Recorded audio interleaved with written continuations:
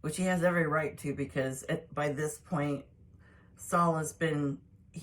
David's been forced to leave the kingdom. He's living like with the Philistines, which is crazy because the Philistines are David and Goliath. David killed the giant Goliath. Well, the Philistines were who Goliath is from. So this particular scene finds David actually living among the Philistines,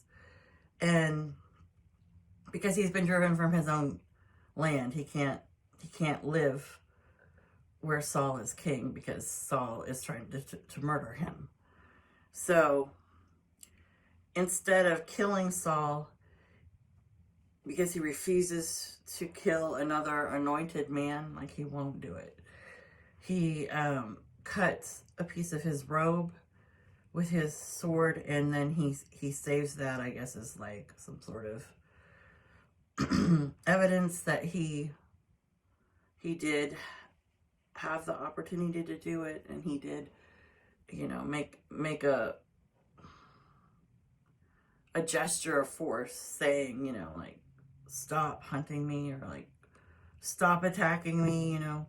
because this has been going on for a long time, and lots of innocent people are getting killed throughout this whole process. But I'll bring it back to what I think, me personally, not like something I read, but I did do a ridiculous amount of research for this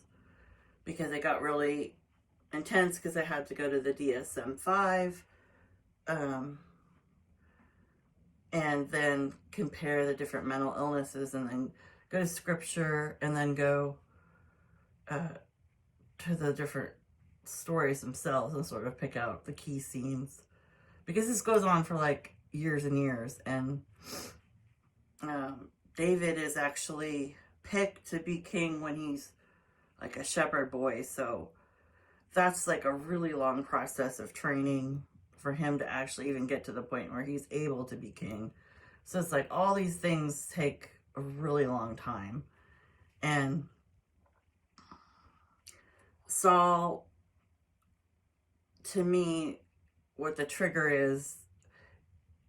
and I find it odd that he's picked